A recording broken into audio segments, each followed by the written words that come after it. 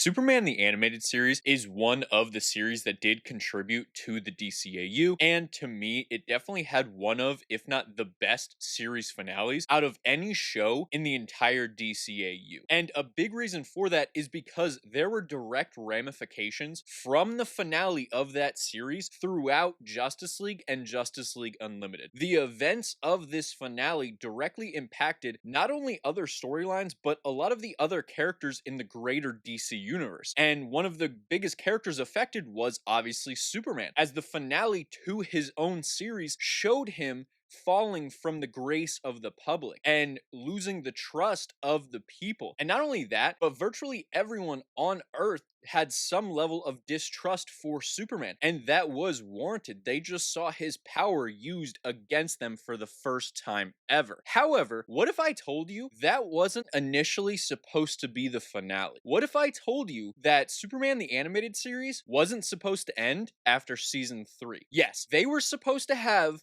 a season 4. And that's why today we're talking Superman the Animated Series had a whole different ending. But before we get into anything, guys, please, for me, like this video, subscribe to the page, and hit that noti bell. Alright, Superman the Animated Series, as we know, did end with that 2-part episode where Darkseid did brainwash Superman, turned him against the people of Earth. However, Superman did eventually break through this mind control, take on Darkseid, defeat him, and we did get a romantic payoff between him and Lois Lane as well. Then we were propelled into the greater DCAU universe with the new adventures of Batman, slightly tying into this series with Supergirl being included. Then we got Batman Beyond, which Superman did appear in. However, it was a futuristic story. Then we got Justice League and Justice League Unlimited, which did somewhat carry over a lot of the storylines from Superman the Animated Series. As I mentioned in the intro, Superman the Animated Series had a lot of ramifications throughout the entire DCAU, and that definitely is to be understood, as Superman is a world hero, and he is the biggest hero in that universe. However, thanks to an interview that one of the producers on the original Superman the Animated Series ended up doing, named Alan Burnett, we do know that Superman was not supposed to end after the 2-part legacy episodes. In fact, that was actually supposed to be a lot of setup, and the setup was going to be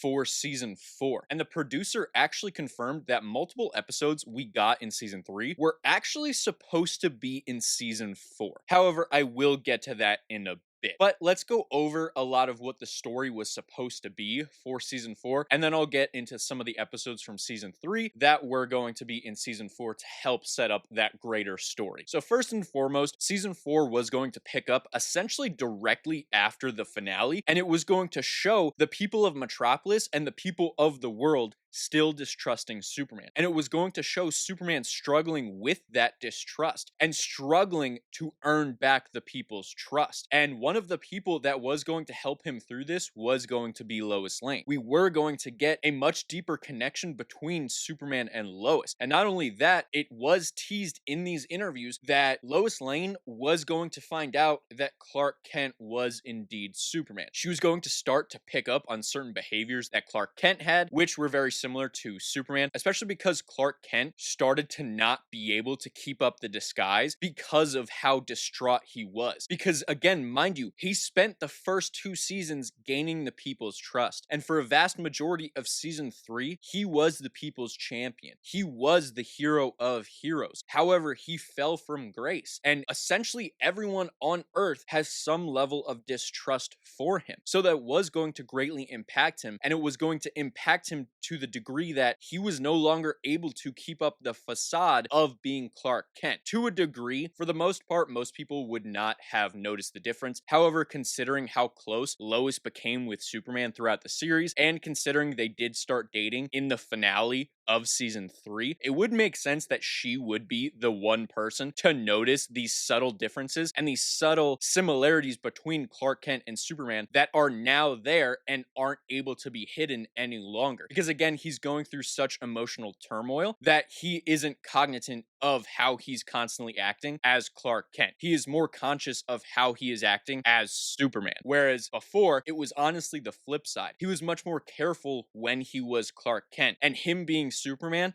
was him being himself in a lot of ways. Whereas now it almost flips that entirely to the point where he needs to focus on being not just himself as Superman, but the best parts of himself, and always being sure to try to put people at ease to ensure that they can trust him once again. Now, it doesn't go into great detail as to what steps would be taken throughout this season for Superman, aside from him and Lois Lane growing closer, her potentially finding out that he is Clark Kent, and then being one of the main reasons that the people start to trust him again, at least in some capacity. However, I feel like this could definitely bridge a gap that we've had from Superman the Animated Series to Justice League, and that is the formation of Cadmus. In Justice League, Cadmus is already a thing. However, I'm not talking about Justice League Unlimited. In Justice League the Animated Series, Cadmus is technically a thing because they were the ones to create Doomsday, and Doomsday escaped, which definitely makes sense because after the events of Superman Legacy Part 1 and 2, it would be very reasonable for the governments of Earth to have some type of contingency for Superman, especially considering their quote-unquote contingency plans in Superman Legacy Part 1 and 2 did not work. At least mostly didn't work. I slightly went over this in another video. However, basically their plans with the kryptonite only worked because Supergirl was there. However, in this scenario, Supergirl would not be on their side. So they needed something and some way to definitively know that they would be able to keep the people of Earth safe, even from Superman. So the formation of Cadmus being a thing makes sense. And since it happened already during Justice League the Animated Series, it would make sense that it would happen shortly after the events of Superman. So if we got this season 4 that the producer is talking about, it would definitely make sense for us to see Cadmus being created. And not only that, but seeing Emil Hamilton maybe go out to Cadmus, reach out to them and want to join them. Because mind you, in Justice League Unlimited, it is confirmed that Cadmus did not go to him. He went to Cadmus. He wanted to support Cadmus because he directly saw not only the good that could come from Superman, but also the bad. He was threatened by Superman, and this was after the mind control had worn off. So he knows how violent Kryptonians can get, even ones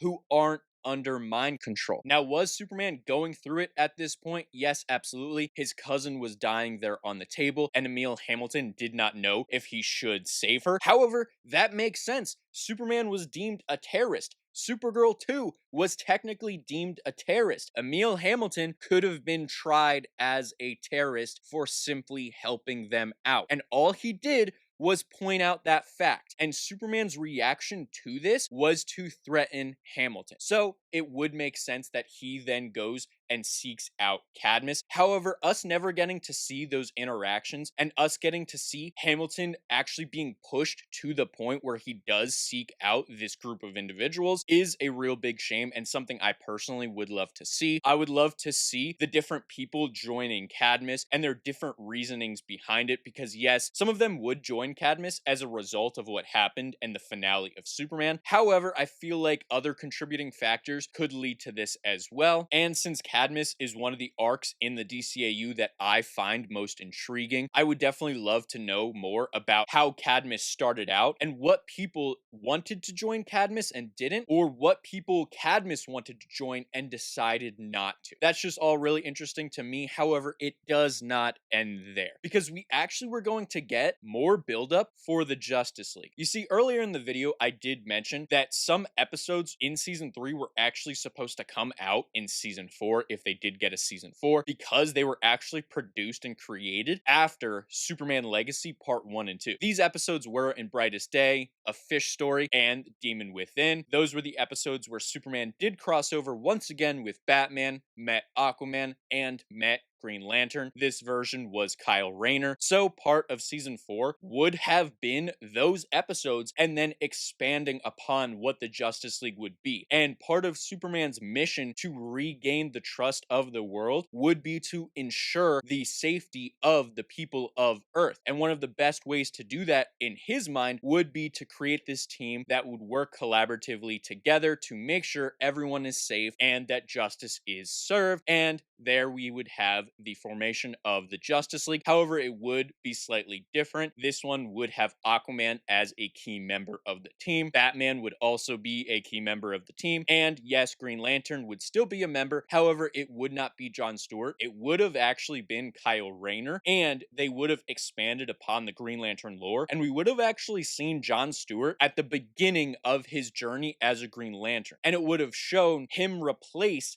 Kyle Rayner on the Justice League team, as Kyle Rayner had to go back and report to Oa. So in the time between then, we would have seen John Stewart take over the mantle of Green Lantern, a hero of the Justice League, while Kyle Rayner was off on Oa. And that's just a really big shame. I absolutely love the Green Lantern Corps, and I absolutely love anytime we get any type of lore from them. And to see John Stewart at the beginning of his journey, and then get to see him grow throughout a hypothetical Justice League and Justice League Unlimited that we would presumably get after this season 4 of Superman, because their goal was to always build up a team of heroes, that being the Justice League. However, them doing it in this way does definitely lead to a lot of questions, like number one, how are you going to then involve Wonder Woman? Is there going to be some type of storyline in season 4 of Superman that does lead to the discovery of Themyscira, or is Wonder Woman going to involve herself similarly to how she does at the beginning of the Justice League animated series, where she sees man's world and she knows they need help, so she decides to leave the island and help out, and only return later to her home. And then we obviously have Martian Manhunter. Hawkgirl was still going to appear, as one of their big things that the network wanted was one of the characters of Justice League turning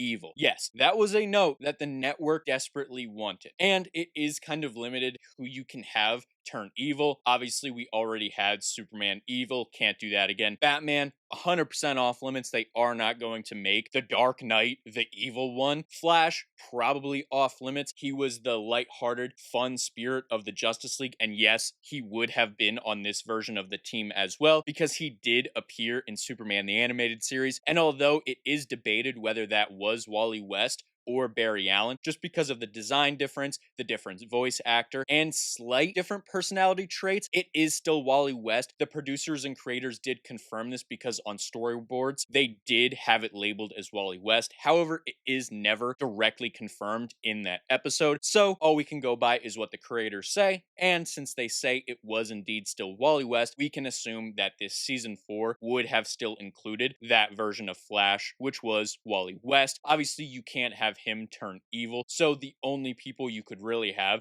is maybe Wonder Woman, maybe Hawkgirl, and maybe Martian Manhunter if he is still on the team, because Green Lantern obviously couldn't. He would get the ring most likely taken away from him if he decided to turn against the people of Earth by the Guardians, so him being the traitor amongst the League also does not make any sense. So Hawkgirl being included feels like an absolute guarantee, because again, she has to be the one to betray the League. Aquaman wouldn't make sense. Maybe him doing it for the people of Atlantis, okay, but still, I don't see him putting them in jeopardy by going against not only the world, but going against the Justice League. But either way, I just find it really interesting that we almost got a Justice League series even earlier than we did, about a decade before we got the actual Justice League, the animated series. They were considering doing this season 4. And after season 4, we would have gotten our Justice League show. Now, what would have been some of the major differences with this show? Well, first and foremost, we would not have had any inclusion of Terry McGinnis. And yes, I know he doesn't appear until Justice League Unlimited. However, it was actually the creation of Terry McGinnis and Batman Beyond, which did cause the delays for a Superman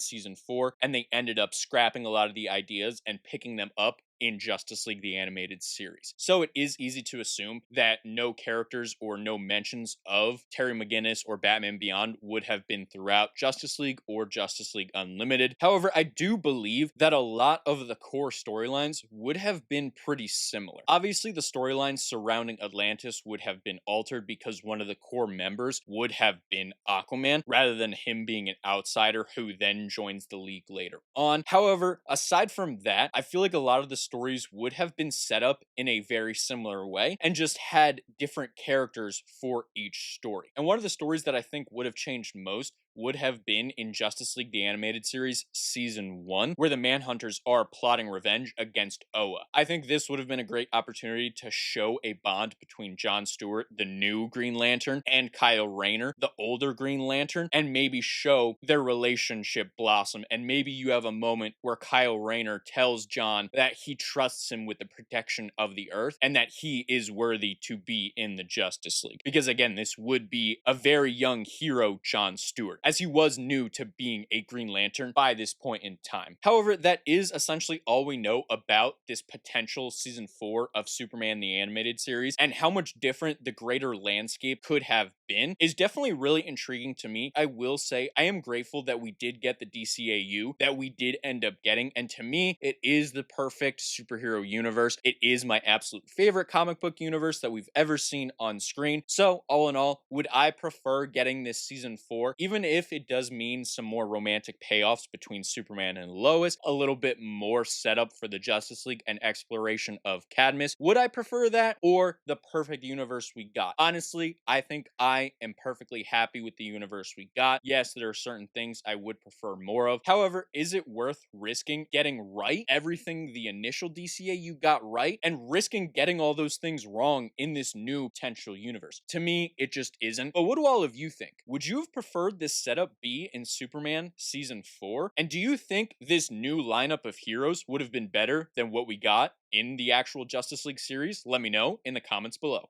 And while you guys are down there, please, for me, like this video, subscribe to the page, and hit that noti bell. And I'll see all of you in the next video. Goodbye.